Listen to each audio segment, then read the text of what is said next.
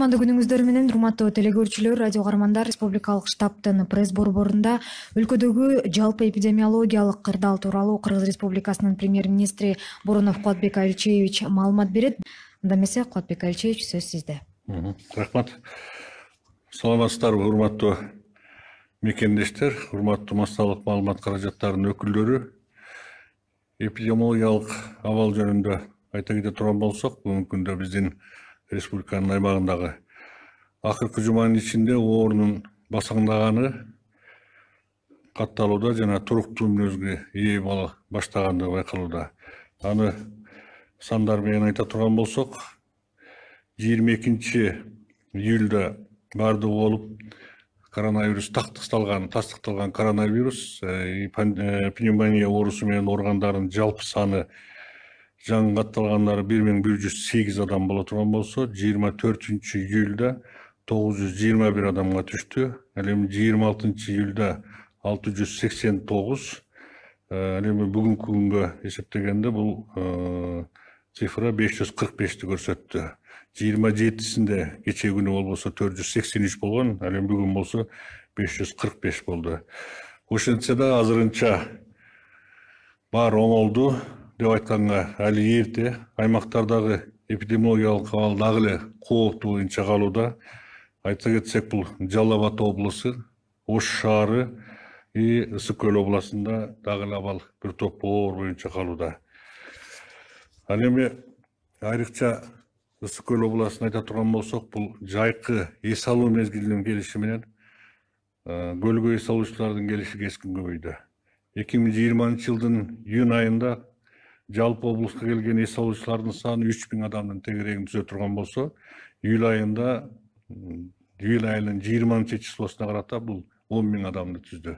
Мына акыркы жумада дагы ушундай биздин ички эс алуучулардын ошол Ысык Көл областына барып эс алуусу абдан кескин көбөйгөндүгү маалыматтардан берилип жатат. Бул адамдардын кээ бирлери Ысык Көл аймагында жүргөн кезде ооруп калган учурлары да катталууда. Ошондой эле Балчы шаарында Экопосттон облус аймагына келген адамдарды текшерүүдөн өткөрүп, дене табын өткөнү менен, бирок ошол жакта эс алып жүргөн убакта дагы ушул ооруга чалдыгып, оорусу козголуп, жана инкубационный период деп коет, ошол убактары ошол жактан башталып ооруга чалдыккандар пайда болууда. Ошондуктан аймактардагы эпидемиологиялык абалдын көрчүшүн алдын алуу боюнча тиешелүү чараларды көрүү боюнча азыр өкмөт катуу жумушту алып барып жатат. Стационарлардын ачылышы, койка месталарды көбөйтүү оорулар үчүн, жана башка ушуга окшогон жабдыктар менен жабдуу, коргонуучу кийимдер менен жабдуу маселелери, медикаменттер менен жабдуу маселелерин бардыгы бүгүнкү күндө абдан мындай катуу көзөмөлгө алуу менен жүргүзүлүп жатат. Республика боюнча бүгүнкү күндө 857 стационар ачылды. Анын 844-ü күндүз иштей турган стационарлар. Бул жана жеңил, анан орто ооруларды ошол жерден дарылап, консультациялык жардам, башка жардамдарды берүүчү жерлер. Ал эми 13-ü болсо түнкү ошол стационар болуп эсептелинет. Эгерде түнүндө ооруп, же болбосо бир жардам алууга муктаж болгон биздин жарандарыбыз боло турган болсо, ошол жерде жардамдар көрсөтүлүп жатат. Коронавирус инфекциясын жаңы жуктуруп алгандардын жана күндүзгү стационарга кайрылгандардын саны Бишкек шаарында кескин төмөндөдү. Бирок жана мен айткандай эле, бул аймактарда бул абал дагы эле оор боюнча калууда. Аймактардагы медициналык мекемелер, медициналык жабдуулар менен жабдуу маселелери боюнча кыскача токтоло кетсем, азыркы мезгилде бардыгы болуп Кыргызстанда 3724 концентраттык кычкылтек концентратору келди. Же болбосо бүгүнкү күнгө биз башында айтып жаткан 2250 концентраттар бүгүнкү күндө Кыргызстанда муктаждыгы бар деп айткан болсок, бүгүнкү күндө алардын саны бизде 3724 болду. СИПАП аппараттары 127 болду. Ал эми ИВЛ аппараттары иштеп жатканы бүгүнкү күндө 508. Өзүңүздөр билгендей, жакын күндөрү да мына акыркы күндөрү гуманитардык жардам катары дагы ушул келе баштады. Дагы бир жакшы кабар айта турган болсок, мына мен мурунку жумада Ош областына барып келдим. Ошол жерде башта куруу жаңы ачылган ошол заводдун алкагында ИВЛ аппараттарын чыгаруу жумуштары жолго коюлуптур. Мен өзүм барып көрүп келдим. ИВЛ аппаратын кудай буюрса ошол испытаниядан өтө турган болсо, биз мына ички ата мекендик өндүрүш үчүн ИВЛ аппараттарын иштетүүгө мүмкүнчүлүк ала турган болуп турабыз. Өкмөт гуманитардык жана донордук жардамдардан келип жаткан аппараттардын ар бир аймакка жеткилишкин. Ушул жака элдин санына жараша, тиешелүүнө жараша бөлүнүшүн контролго алып турат. Ошондой эле өлкөнүн ар бир облусунда компьютердик томография жабдыктарын коюу боюнча иш алып барып жатат. Айта кетчү нерсе, мына буга чейин биздин республикада 16 компьютердик томография иштей турган болсо, анын 12си Бишкекте, 4-өө Ош шаарында гана болгон. Башка Кыргызстандын аймагында компьютердик томография ишканасы же болбосо ошол жабдыктары иштеген эмес. Бүгүнкү күндө 7 областтын ар бирине мамлекет тарабынан бирден компьютердик томография коюу, ошондой эле электрондук же болбосо санариптешкен рентген аппараттарын коюу боюнча азыр жумуш жүргүзүлүп жатат. Мен ойлойм, жакынкы аралыкта биз ушул маселелерди дагы толук кандуу чечебиз. Буга тиешелүү жергиликтүү бийликтин жетекчилерине атайын тапшырмалар берилди. Ушул компьютердик томографияны сатып алып, саламаттык сактоо министрлиги алып келген күнү ал жерде орду даяр болуп, тез аранын ичинде ишке киргизүү маселесин чечүү боюнча тапшырмалар берилди. Учурда Коопсуз шаар долбоорунун алкагында айыппулдардан түшкөн каражаттан 145 миллион сомго тез жардам унааларын сатып алуу боюнча токтом даярдалды. Бул боюнча азыр дагы ошол тиешелүү иштерди жүргүзүп жатат. Бир гана бул жерде маселе, бүгүнкү күндө жакынкы жана алыскы биз алака кылып жаткан мамлекеттерде, кайсы мамлекеттерден тез жардам унаалары чыкса, даяр тез жардам унаалары болбойт экен. Аны жанагы заказ бергенден кийин, андан кийин ошол жана оборудованиясын коюп, медициналык жабдыктарын коюп даярдоо жумуштары болот экен. Ошондуктан бул жерде азыркы күндө жумуштар жүргүзүлүп жатат. Буюрса, мен ойлойм, буну да биз жакынкы аралыкта чечебиз. Андан сырткары өзүңүздөр билгендей, буга чейин дагы жардам иретинде башка проекттердин эсебинен келген бир топ тез жардам унааларын алдык. Бирок бүгүнкү күндө Кыргызстанда бул жетишсиз, айрыкча биздин алыскы райондордо. Ошондуктан бул маселени дагы азыр тез аранын ичинде чечүүгө биз муктажбыз. Медицина кызматкерлеринин ооруга чалдыгуусун кыскартуу боюнча маселелерди биз башынан эле буга катуу көңүл буруп келгенбиз. Бирок тилекке каршы ар кандай себептер менен ошол медицина кызматкерлеринин да ооруга чалдыгуу маселеси абдан көйгөйлүү маселе болуп келатат. Акыркы бүгүнкү статистиканы карай турган болсок, мурунку күндөргө салыштырмалуу бир топ жеңил. Бирок ошентсе дагы азыркы мезгилде биз буларды ушул болушунча ошол оорудан сактоо максатында иштерди жүргүзүү үчүн азыр атайын кызматтарга, атайын ошол медицина тармагындагы илимпоздорго, анан сырттан келген эксперттерге ушул медицина тармагындагы шуну изилдеп, негизги ошол медицина кызматкерлеринин ооруга чалдыгуусундагы негизги себептерин аныктап чыгуу боюнча иш-чаралар жүргүзүлүп жатат. Ал буга чейин да жүргүзүлгөн, азыр дагы изилдөө иштери, мүмкүн коргоочу ошол кийимдериндеби, же кандайдыр бир эрежеде маселе барбы, же ошол эрежени сактоодогу маселелер барбы, ошонун баардыгын аныктап чыгуу боюнча азыр дагы күчтөндүрүү иштерди жүргүзүү боюнча тапшырмалар берилди. Андан сырткары медициналык кызматкерлерди, же болбосо ошол кызыл зона деп коет, ошол жерде иштегендер, мобилдик топтордо иштеген биздин кызматкерлердин баардыгын ушул коргоочу костюмдар менен камсыздоо боюнча иш-чараларды дагы күчтөндүрүп жүргүзүү. Эсиңиздерде болсо, буга чейин биз коргоочу костюмдар менен 3 айлык запасын түзүү боюнча, корун түзүү боюнча маселени тапшырманы бергенбиз. Бүгүнкү күндө ошол боюнча иш-чаралар жүргүзүлүп жатат. Бүгүнкү күнгө алып карай турган болсок, негизинен коргоочу костюмдар баардыгы жетиштүү. Бирок ошого карабастан дагы анын корун көбөйтүү маселесин чечүү үчүн өкмөт мына жакын күндөрү 24-июлда 300 миллион сомду дагы бөлүп бердик. Буга дагы ошо коргоочу костюмдар алынат. Аймактардагы абалдарды жакшыртуу боюнча COVID-19 мезгилинде келген гуманитардык жардамдарды тегиз жана муктаждыгына жараша бөлүштүрүү иштерин уюшкандыкты алып баруу боюнча атайын комиссиялар иштеп жатышат.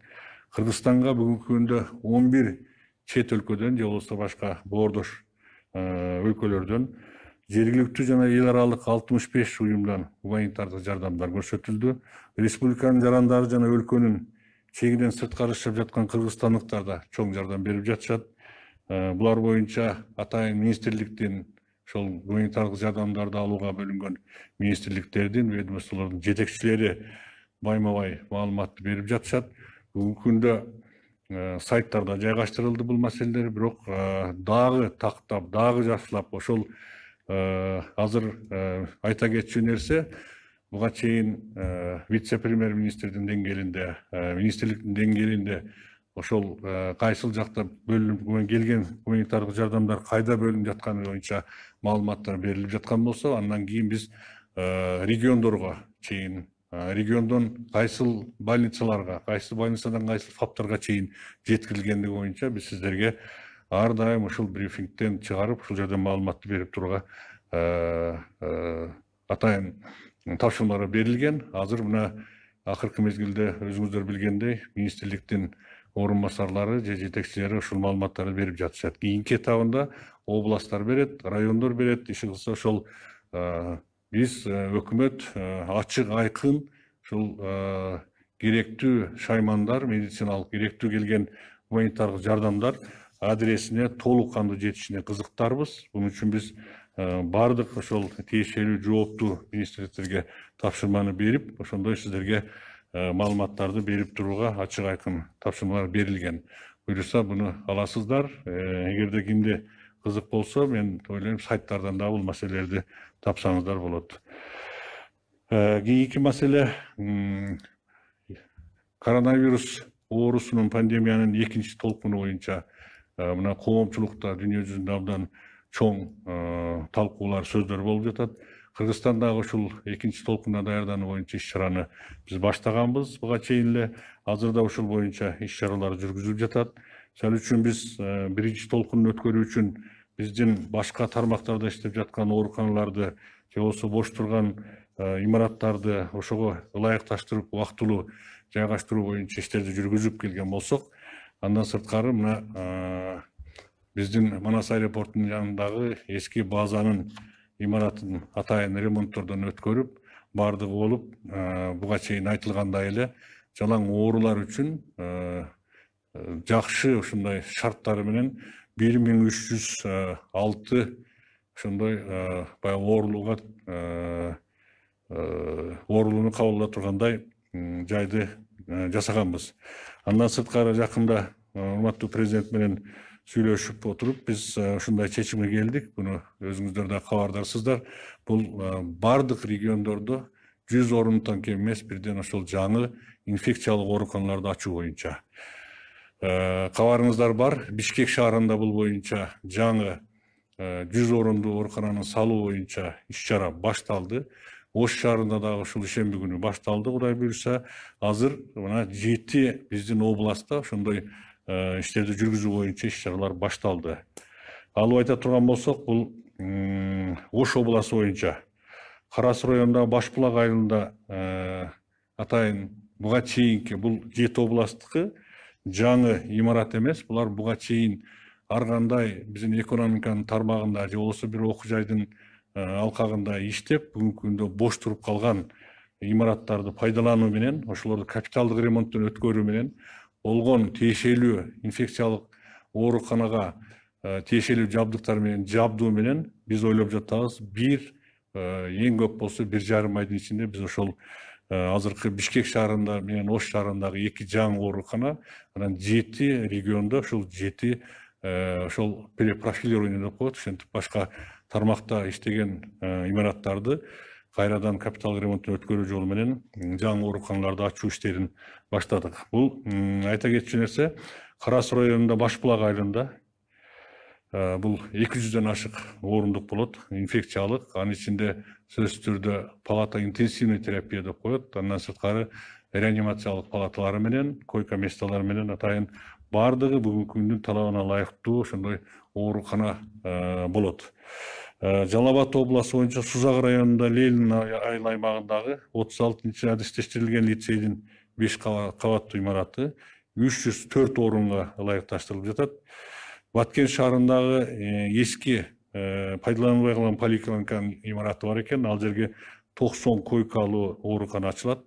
Бул жерде сөзсүз түрдө жана мен айткандай эле ар бир ооруканада ошол тиешелүү шарттары менен реанимационный блоктор менен ачылат. Чүй областында Токмок шаарында ошондой эле 100 орундуу оорукана ачылат. Бул азырынча 100 деп эсептелип жатат. Мүмкүн мындан дагы көбүрөөк болушу мүмкүн. Бүгүн бул жерде Токмок шаарында иш башталат. Калган жерлерде иш башталып жатат. Нарында 120 орундуу оорукана ачылат. Бул куралдуу күчтөрүнө таандык аскердик бөлүктүн бошоп калган имараты бар экен. Ошол жерден табышты. Ошол жерге ошол 120 орундуу инфекциялык оорукана ачылат. Булардын санитардык нормалары, шарттары азыр ошондой суроо болушу мүмкүн. Жана кайсы бир аскердик бөлүктө жагаш жерде ачып атасыңар, анан кийин санитардык нормаларга кандай жооп берет деп. Сөзсүз түрдө бул талаптарды биздин санитардык врачтар карап, ошолордун уруксаты менен атайын арасындагы жана каралуучу зоналары, анын баягы тосмолору бүт бардыгы менен ошол жерде каралат. Талас областы боюнча Талас районундагы үй бүлөлүк дарыгерлер борборунун имараты бар экен. Бул 192 койкага ылайыктап жатабыз, бирок мүмкүн бул ошол Талас областынын өкүлүнүн айтканына караганда бул 200дөн ашык койка болот. Кудай буюрса, Ысык Көл областында Каракол шаарындагы областтык оорукананын башкы имараты бул да бош экен. Бул 150 койкалуу ооруканага ылайыкташтырылып жатат. Буну ошол биздин областтардагы атайын өкүлдөр ошол жердеги адистер менен өздөрү таап тандап ушуну сунушташты. Биз ушул 7 областтагы 7 ушул имараттарды биздин график боюнча 1 айдын ичинде, ашып кетсе 1,5 айдын ичинде ушул толук кандуу 7 областта тең ушул иштей турган болот кылып жасап чыгалы деген максатта азыр иш чараны баштадык. Андан сырткары бүгүнкү күндө мына мен жогоруда айтып кеткендей 3000ден ашык кислороддук концентратор жабдыктары менен, тиешелүү ЭВЛ аппараттары менен, СИПАП аппараттары менен жабдуу маселелери мына чечилип атат. Андан сырткары мына азыркы адистердин айтканына байланыштуу бул кислороддук концентратор аппаратына караганда атайын высокопоточный деп коет, же болбосо басымы жогорку басымдагы кислород берүүчү борбордоштурган аппараттардын ошол ооруканаларга орноштуруу боюнча иш-чаралары. Бул Советтер Союзунун убагында иштеп жаткан кээ бир ооруканаларда бүгүн иштебей калгандары бар экен. Андан кийинки салынган ооруканаларда жок экен. Азыркы биздин тапшырманын негизинде курулуш агенттиги республика боюнча 49 оорукананы тандап алды. Бул 3 этап менен ошол 1,5 айдын ичинде 49 ооруканага жогорку басымдагы борборлоштурулган кычкылтек берүү аппараттарын жайгаштырып чыгат. Бул бардыгы болуп биздин эсеп боюнча 3000ден ашык койка местага ошол кычкылтекти борборлоштурган таризде берүүгө мүмкүнчүлүк берет. Эми экинчи маселе бул жерде кычкылтекти кайдан алып, кайдан камсыздоо маселеси. Бул боюнча Кыргыз Республикасынын аймагында буга чейин иштеп жаткан Майлуу суу лампа заводу, ошондой эле мына Ысык Көл областында Улан борборунда, ошол жерде өзүңүздөр билесиздер, аскерлештирген борбор бар. Ошол жерде эки жерде бизде кычкылтекти жасоо боюнча ишкана бар экен. Бүгүн атайын кызматтарга бул боюнча тапшырма берилди. Булар коюлганда жакынкы аралыкта ушул ишканаларды ишин күчөтүп, ушул керектүү кычкылтекти Кыргызстандын аймагында жабдып берүү боюнча маселелерди чечүү боюнча азыр иштер жүрүп жатат. Буга чейин бул кычкылтекти биздин керектөөчүлөр ушул көбүнесе ошол Казакстандан же болбосо башка мамлекеттерден алып келип жатышкан экен. Андан кийинки маселе мына кышка даярдык көрүү боюнча, биздин ооруканаларды даярдоо боюнча маселелер боюнча дагы бир топ мындай маселелер чыкты. Алардын бири айта кетчү негизгилерден бул рециркулятор деп коет экен. Бул ошол палатадагы оорулар жаткан палаталардагы абаны алмаштырып, же болбосо ошону тазалап туруучу атайын аппарат болот экен. Бул аппарат сөзсүз түрдө мен ойлойм ушул эгерде Кудай сактасын кеч күздө суук болгон убакта эгер ошондой оорулар жата турган болсо, ал жерде вирустарды тазалап, абаны алмаштырып туруу үчүн сөзсүз түрдө керек болот. Себеби дегенде азыр жай мезгилинде терезелери ачып абаны алмаштырууга мүмкүнчүлүк боло турган болсо, ал кыш мезгилинде суук болгондо терезелер дагы беки жылууланат, анан кийин мындай естественный путем деп коет, мындай жөнөкөй аба алмаштырууга, терезени ачууга мүмкүнчүлүк болбой калат.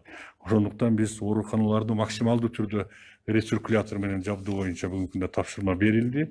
Бул дагы ишти Кудай буюрса ишке ашырып жатышат.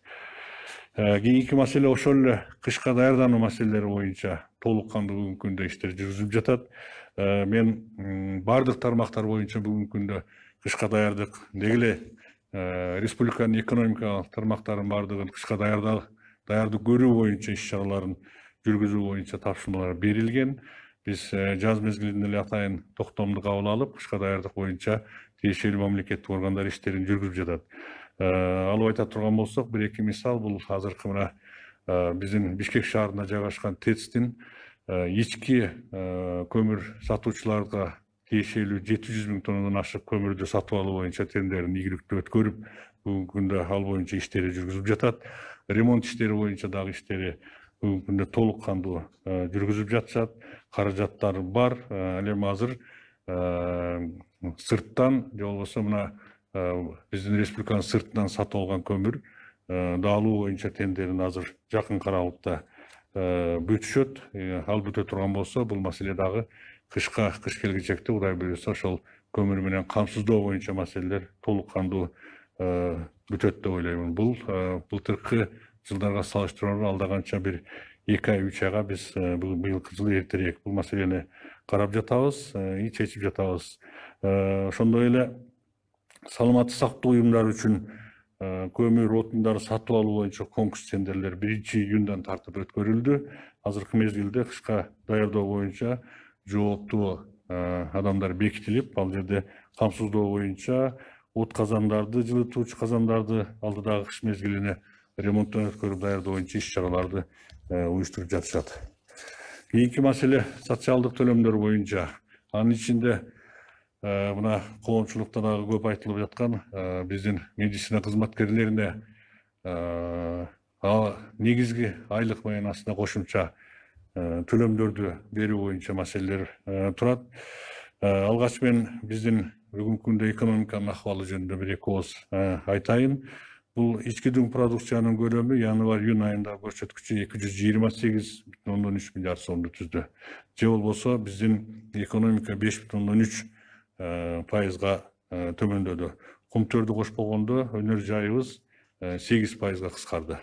Инфляциянын көлөмү 3% түздү.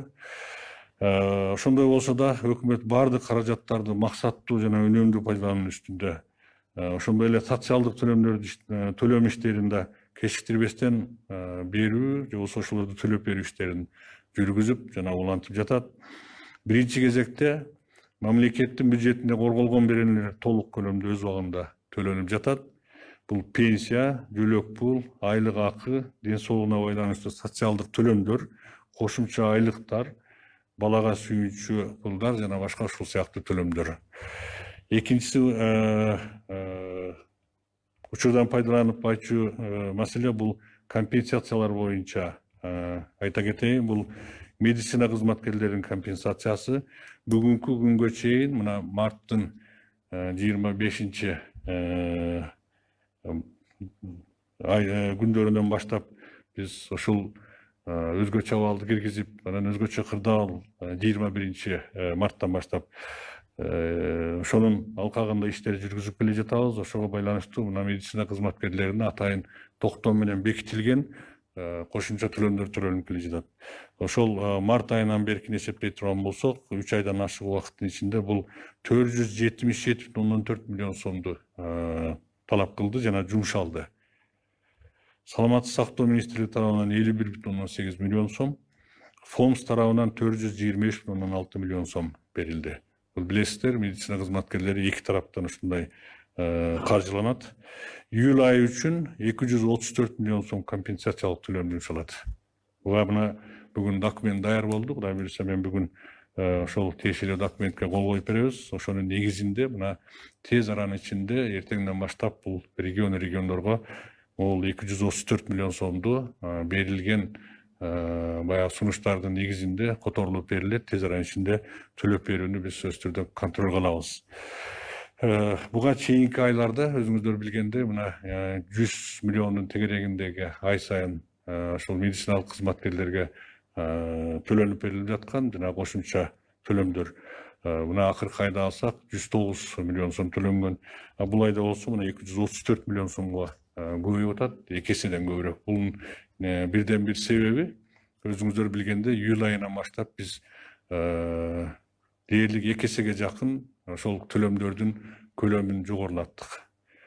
Толук кандуу бир ай иштеген жогорку класста, жогорку даражадагы врачтарыбыз 72 миң сомго чейин ошол баягы кошумча негизги айлык маянасынан сырткары кошумча төлөмдөрдү алганга мүмкүнчүлүк түзүлдү. Бул да болсо мен ойлойм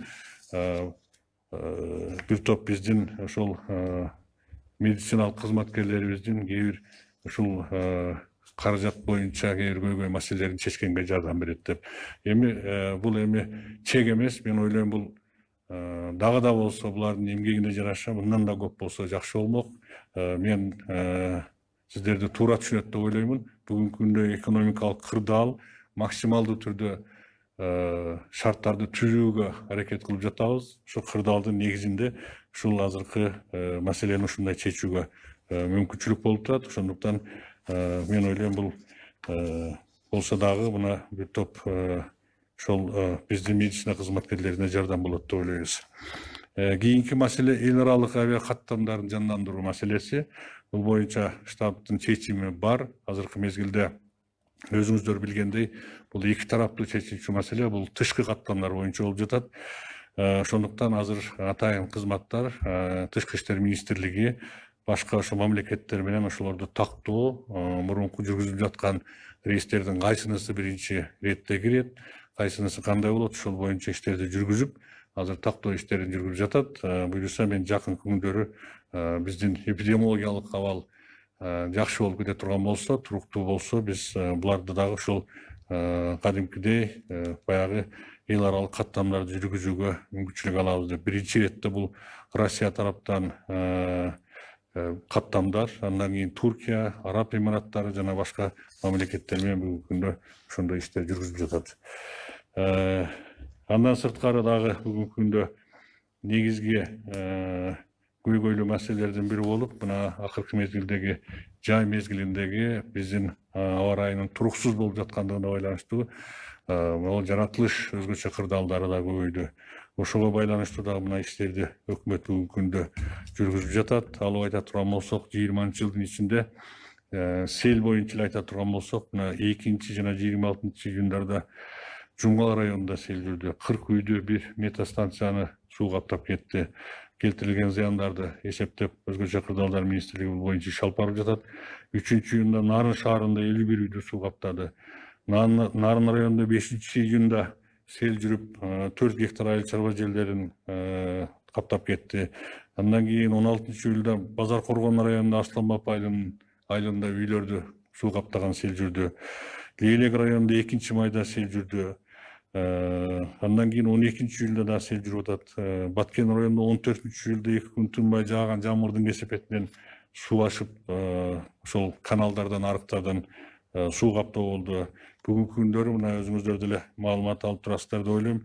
Бул Тогуз Тура районунда сел жүрдү. Андан сырткары мына кече күнү мына Буоң Капчыгайында, ал жерде дагы атайын вице-премьер-министр Мадумаров Акрам Камбаралиевич барып көрүп, ал жерде тиешелүү тапшырмаларды берилип, бүгүнкү күндө жол кызматы, өзгөчө кырдаалдар министрлиги иштерди жүргүзүүнүн үстүндө алектенип жатышат. Кыскача ушундай маалыматтар. Андан сырткары дагы айтып койчу маселе, өкмөт мына бизде негизги өкмөткө ушул коронавируска каршы иштерди жүргүзүүдөгү негизги жардамчылардын бири болуп, мына бизде ыктыярчылар болуп жатат. Андан башка дагы ошол медицина тармагында ыктыярчылар, жөнөкөй элге кыйналып тургандарга жардам берүү боюнча биздин ыктыярчылар бир топ жакшы жардамдарды берип жатышат. Кээ бир массалык маалымат каражаттарына өкмөт ошолорду четке кагуу маселелерин жүргүзүп жатат деген сыяктуу маселелер чыкты. Бирок андай маселе эч кандай андай саясат өкмөттө жок. Өкмөт ыктыярчылар менен тыгыз кызматташууга даяр жана кызматташып жатат деп ойлоймун. Болду кээ бир мүчүлүштүктөр, алар менен кандайдыр бир мындай чогуу кызмат алып барууга, иштерди уюштуруу маселелеринде мүмкүн болгондур, бирок бүгүнкү күндөгү өкмөттө эч кандай аларды четке кагып, алар менен иштешпөөгө аракет кылуу маселеси жок. Вице-премьер-министр Исмаилованын алар менен тыгыз байланышта бүгүнкү күндө иштеп жатышат. Акыркы мезгилде биз бул боюнча атайын жыйналыштарды өткөрүп, чечимдерди чыгарып, ошол Айда Жекшенбаевнага ушул боюнча тапшырмалар берилип, ошол киши ушул боюнча иштерди тыгыз алып барып жатат. Өзүңүздөр билгендей, 21-июлда ошол ыктыярчылар менен мамлекет башчыбыз урматтуу Сооронбай Шарипович да жолугуп, алар менен баарлашты. Бир топ маселелер айтылды, бир топ көйгөйлөр айтылды. Алардын үстүнөн бүгүнкү күндө өкмөт тыгыз иштеп жатышат. Мына кечээ күнү 27-июлда өкмөттүн жыйындар залында ошол ыктыярчылар менен бизден 2 вице-премьер-министр, ошону менен бирге бир топ министрлер катышкан, атайын бир 3 саатка созулган атайын мындай жолугушуу болуп өттү. 30-дан ашык ыктыярчылар катышты ал жерде. Бул жерде дагы толук кандуу мындай жөнөкөй туура маалыматтарды жеткирүү боюнча атайын презентациялар жасалды. Министрлер тарабынан негизинен маселелер ошол келген гуманитардык жардамдарды адрестүү жеткирүү маселелери боюнча сөздөр болду. Мен ойлойм, бул жерде бир топ мурунку маалымат ала албай аткан же болбосо мындай кээ бир түшүнүксүз болуп жаткан маселелердин баардыгын ушул жерде мындай чечтик десек болот. Жана мен айткандай, ыктыярчылардын иштерин координациялоо бүгүнкү күндө ошол Айда Жекшенбаевнага тапшырылды. Ошол киши координациялап, алар менен тыгыз бүгүнкү күндөн баштап иш алып баруу иштери жүргүзүлөт. Чындыгын айтканда, биздин ыктыярчыларды абдан жигердүү иш алып барып жатышат. Азыр мына ошол гуманитардык жардамдарды бөлүштүрүү, ошолордун адрес өзүнүн ошол адресине толук кандуу жеткирүү боюнча дагы булардын маалыматтары, жардамдары мен ойлойм бизге абдан керек деп. Мына жана мен айтып өткөндөй, Бишкек шаарында абал бир топ турукташканына карабастан, биздин региондордо бүгүнкү күндө акыбал кээ бир региондордо дагы эле оор бойдон калууда. Ошого байланыштуу буга чейин да ошондой эле тапшырмалар берилген. Акыркы мезгилде ошол иштерди күчтөндүрүү максатында ар бир айылдагы ФАПка чейин ошол коргонуучу костюмдар, тиешелүү максималдуу түрдө медициналык шаймандарды жеткирүү, эң негизгиси коргонуучу костюмдар менен дары дармектерди ошол айылдагы ФАПтарга чейин жеткирүү боюнча иш чараларды жүргүзүүгө катуу тапшырмалар берилген. Аны биз штабта талкуулап, ФОМС саламаттык сактоо министрлиги тарабынан катуу контролго алышын тапшырганбыз. Акыркы 3 күн мурунку штабтын отурумунда мен акимдерге ошондой тапшырманы берип, биздин баягы областтагы өкүлдөр аркылуу ар бир территориалдык больницага, ооруканага келип түшкөн акча каражатын же болбосо кандайдыр бир шайман, кандайдыр бир коргоочу костюмдар, тиешелүү шаймандар келип түшкөнүн ФАПтарга чейин тегиз, адилеттүү бөлүнүшүн азыр эми мына акимдерге дагы тапшырма бердик. Алар да текшерип, карап, сурап ошолорду мына мен эртең күнкү шершемби күндөгү штабтын отурумуна алып чыгасыңар деп тапшырма бердим. Аларды биз азыркы ошол биринчи биздин жарандарыбыз жөтөлүп, ышкырып, же болбосо кандайдыр бир симптомдор пайда болгон убакта эле ФАПтарга келип жардам ала тургандай шарттарды түзүүнүн үстүнө иштеп жатабыз. Бул бизге оорунун алдын алууга, жеңил кезинде аны жок кылууга мен ойлойм чоң жардам берет деп, эффектиси дагы бир топ жогору болот деп. Себеби дегенде бүгүнкү күндө мына көрүп жатабыз, көпчүлүк биздин жарандарыбыз көбүнчө айыл жеринде акыркы стадиясына чейин жеткенге чейин ошол үйүндө өзүн өзү дарылап, ушундай иштерди жүргүзүп жаткандар дагы кездешип жатышат. Эгерде реанимацияга бир күндө 10 киши түшө турган болсо, ошонун 6-7-өсү сөзсүз түрдө жанагы акыркы күнү келген биздин жарандарыбыз болуп атат. Бул абдан өкүнүчтүү. Ошондуктан айыл өкмөттөрү тарабынан, райондун акимдери тарабынан жана жүргүзүп жаткан подворный обход деп баягы ар бир үйгө чейин кирип, участкалык врачтар, участкалык фельдшерлер ар бир үйдө ким ооруп, ким эмне болуп атканы, кимде кандай симптом пайда болуп атканын билиш керек деген тапшырмалар берилип атат. Эми мен ойлойм, эгерде ошол жерлерде биринчи звено деп коет, ошол жердеги биздин врачтарыбыз, ошол жергиликтүү бийликтин өкүлдөрү айтылган тапшырмаларды туура так аткарган жерлерде бүгүнкү күндө мен ойлойм бир топ жеңил и мындай маселеси жок чыгып кетүүгө шарт түзүлөт деп. Кыскача айтканда ушундай, урматтуу мекендештер, өкмөт бүгүнкү күндө турукташкан бүгүнкү күндөгү акыбалды мындан да жакшыртып, эң негизгиси мына болуп жаткан өкүнүчтүү адам өлүмүн кыскартып, такыр жок кылганга чейин талбай иш алып барат деп мен сиздерди ишендирем.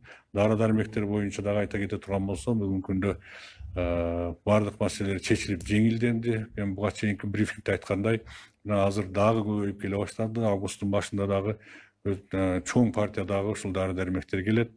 Ошол мен ойлойм ар бир айылга чейин биз камсыз кылып, ушул дары дармектерди беришибиз керек. Көңүл бурганыңыздарга рахмат. Мен сөзүмдү аяктадым. Көңүл бурганыңыздар үчүн чоң рахмат.